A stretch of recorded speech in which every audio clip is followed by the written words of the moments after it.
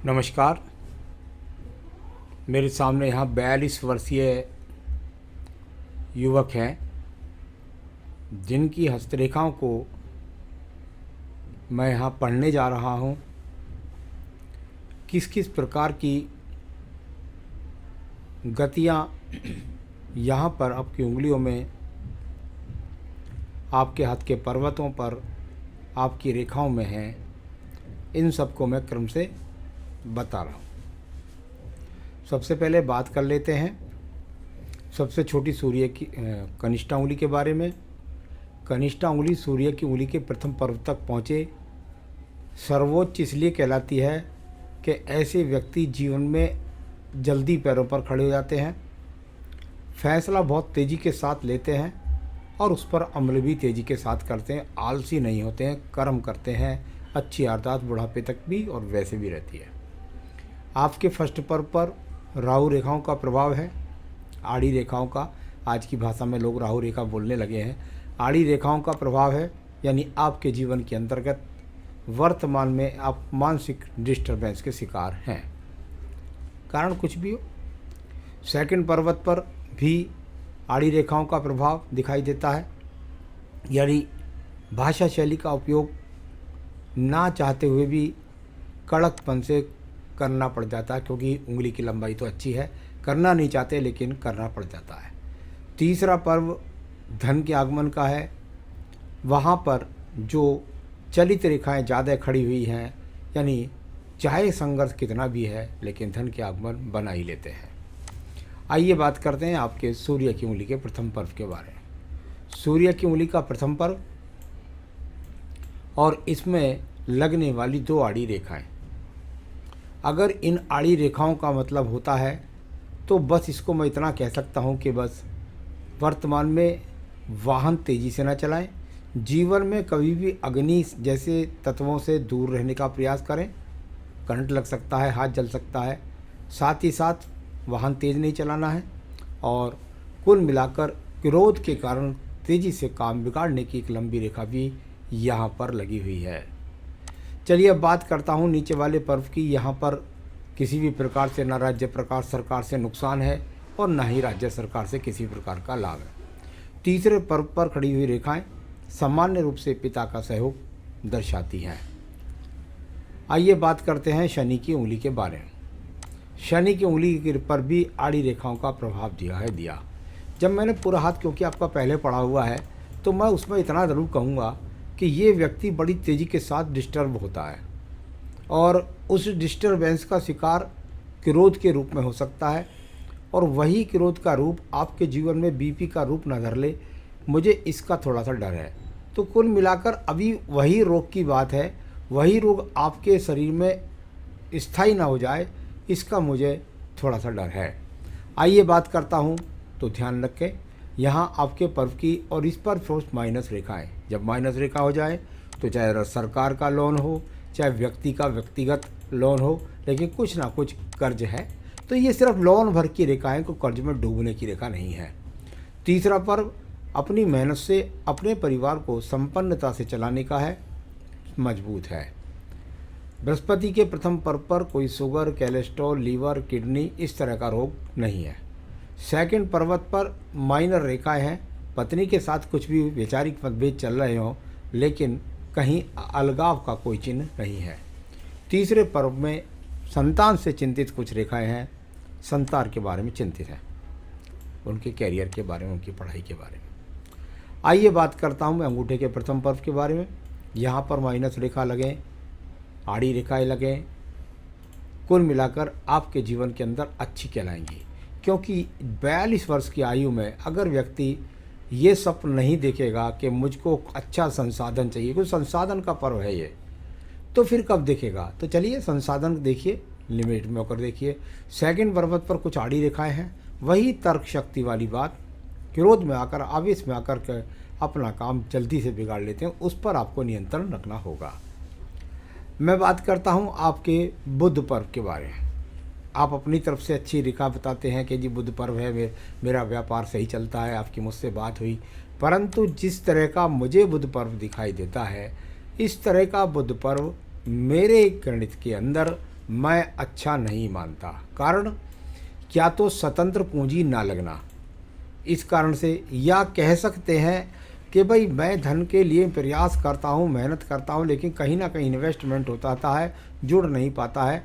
इसको इस तरह कह सकते हैं। तो ये थोड़ा सा यहाँ पर एक तरह से मैं कहूँगा कि ये थोड़ा मेरे हिसाब से बहुत अच्छे धन के आगमन, जुड़ने के आगमन दिखाई नहीं देते।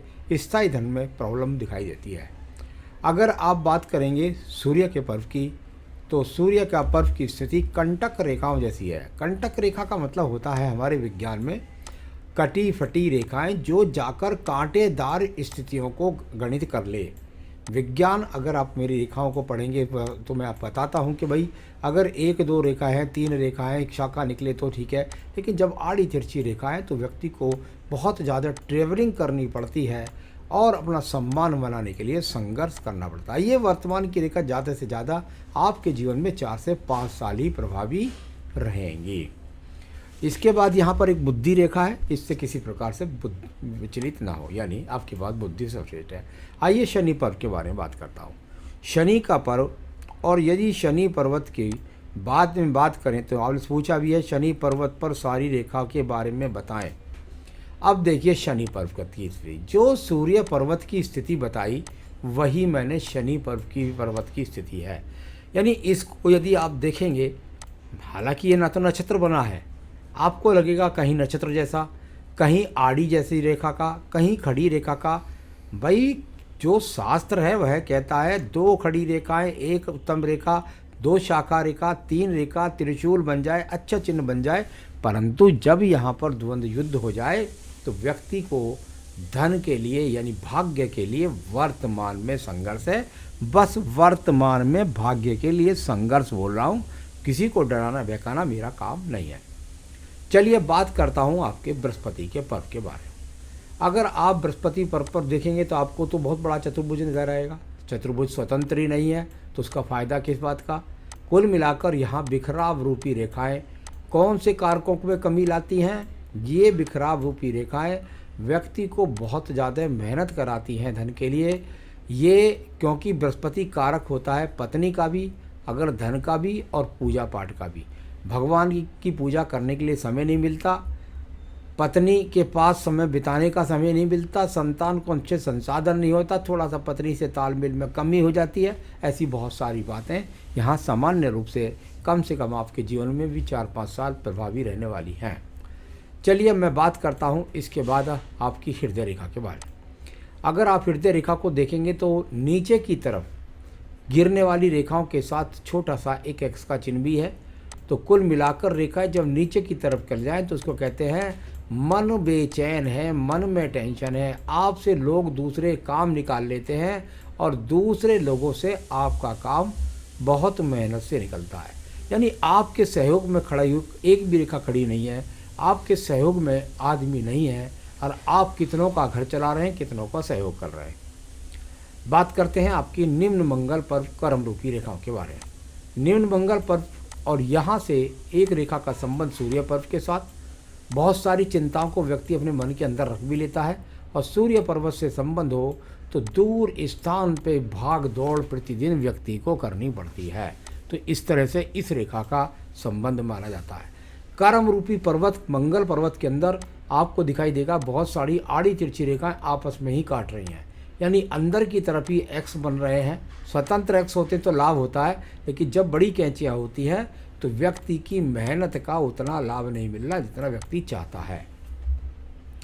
यहाँ पर बात करते हैं इसके बाद आपकी बुद्धि रेखा के बारे में। पहले तो ये देखिएगा आपके जीवन में लगभग 28 वर्ष तक तो बहुत तिरछी आड़ी रेखाएं काटती रही, पीटती रही, कोई निर्णय नहीं हुआ। उसके बाद आपने बुद्धि रेखा का थोड़ा सा इस तरह से प्रयास किया, भाई चलो मैं भाग दौड़ करता हूँ और सम्मान और ऊंचाई प्राप्त करने का आपने प्रयास किया। तो ये दूसरी बुद्धि रेखा आपकी यहाँ पर इस तरीके से चली। इसमें से कोई शाखा हल्का बहुत नीचे की तरफ चलने का प्रयास भी करती है, यानी कहूँ तो थोड़ा सा हल्की सी एक रेखा यहाँ पर जा रही है। ये इस रेखा का मजबूती के साथ आगे बढ़ना और बनना बहुत आवश्यक है। हो सकता है इसको बनने में 2 से 3 से लेकर 5 साल तक लग जाए, तब जाकर आपका मजबूती के साथ आप अपना निर्णय ले सकेंगे, क्रोध पर नियंत्रण रख सकेंगे, दुनिया को समझ जाएंगे, व्यापार को समझ जाएंगे, उन्नति प्राप्त कर जाएंगे। यहाँ पर बात कर रहा हूँ इसके बाद में आपके द्वितीय मंगल पर्व के ऊपर। द्वितीय मंगल पर्व पर भी काफ़ी आड़ी तिरछी रेखा हैं जो बहुत संघर्ष कराती हैं, बहुत मेहनत कराती हैं। कोर्ट कचहरी तो नहीं, लेकिन मेहनत बहुत ज़्यादा करा रही हैं। छोटा मोटा हो सकता है, कोई कोर्ट कचहरी का सामना भी हो सकता है। तो ये स्थिति यहाँ आपके द्वितीय मंगल पर्वत की। चंद्र पर्वत की स्थिति को देखिएगा। चंद्र पर्वत की स्थिति को यदि मैं देखता हूँ तो चंद्र पर्वत पर भी बहुत सारी रेखाएं साइड से आड़ी रेखाएं आई हैं। चिंतन रेखा बोल देते हैं इन्हें, कुल मिलाकर चिंतन रेखा बोल सकते हैं। मानसिक चिंतन व्यक्ति कर रहा है, प्रयास व्यक्ति कर रहा है, इस तरह से इनको आड़ी रेखाओं को चंद्र पर्वत की को बोलते हैं। यहाँ से आप यदि बात करेंगे व्यापारिक रेखाओं के बारे में, तो अभी मैं बहुत व्यापारिक रेखा मजबूत नहीं कहता। ये एक रेखा ज़रूर है जो बताती है कि भाई आप अगर दूर प्रांतों पर एक्सपोर्ट इंपोर्ट जैसा काम करेंगे या अपना जो प्रोडक्शन उसे सप्लाई करेंगे दूर स्थानों पर, तो वहाँ से आपको ज़्यादा लाभ मिलेगा। यही बात आपकी भाग्य रेखा भी कहती है। भाग्य रेखा यदि मैं इसको देखता हूँ तो ये भी चंद्र पर्वत से, यानी इसने भी यही बात कही, भाई दूर तक सप्लाई करिए, मैं आपका साथ दूंगी।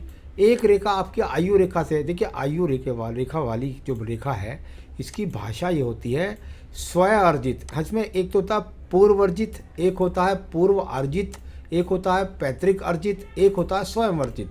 तो आयु रेखा से जो रेखा निकली वो स्वयं अर्जित रेखा है, यानी व्यक्ति ने स्वयं की मेहनत से स्वयं को सिद्ध करके आगे बढ़ाया। तो इस तरीके से दूर स्थानों से जुड़ करके आपको लाभ दिखाने वाली और ये स्वअर्जित रेखा भी है।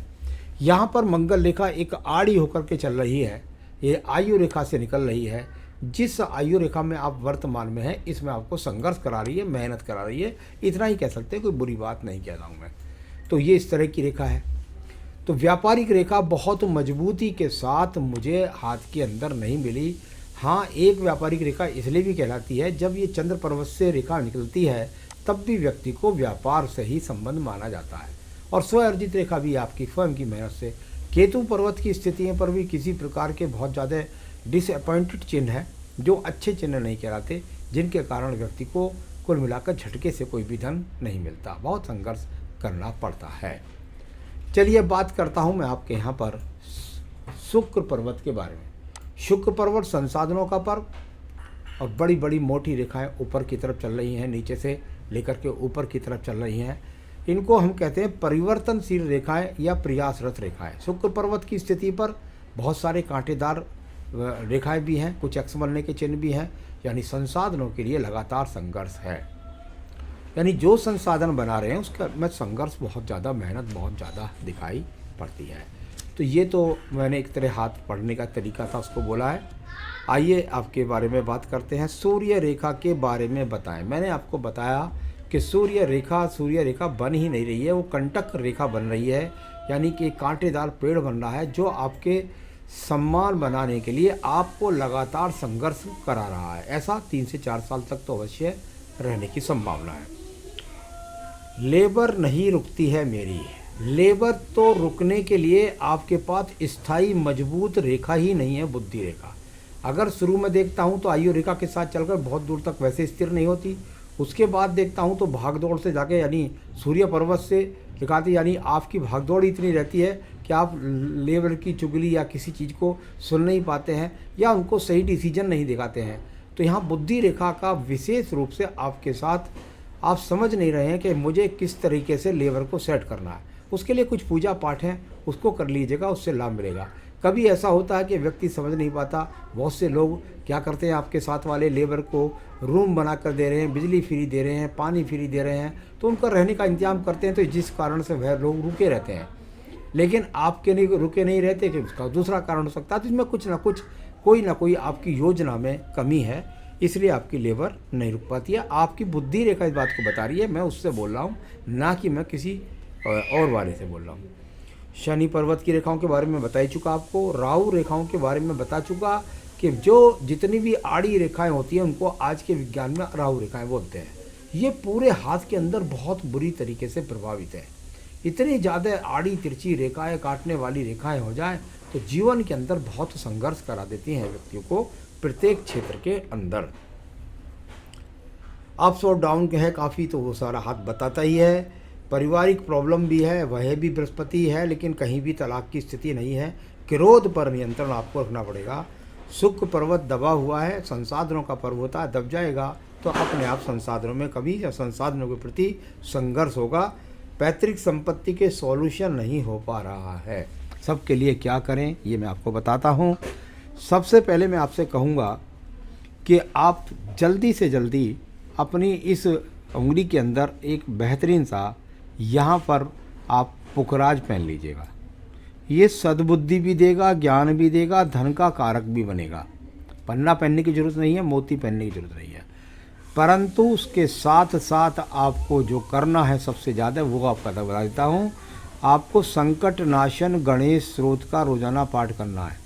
संकट नाशन गणेश स्रोत का रोज़ पाठ करना है और साथ में रुद्राष्टकम का। फिर देखिए आप कितनी मजबूती से समझ पाएंगे दुनियादारी को, और उसके बाद आपकी सब चीज़ें अनुकूल होती चली जाएंगी। जैसे जैसे पूजा बढ़ती जाएगी, लॉन्ग टर्म की पूजा है, इसका लाभ धीरे धीरे लेने के लिए आपको मेहनत करनी पड़ेगी। मुझे भाग्य रेखा से कोई चिंता नहीं है, क्योंकि भाग्य रेखा लगातार चलती है। ये बाधाएँ रेखाएँ भले इसमें आ रही हैं, लेकिन प्रॉब्लम ये है कि ये बाधाएं ना आएँ और लगातार आपका काम सुचारू रूप से चलता रहे।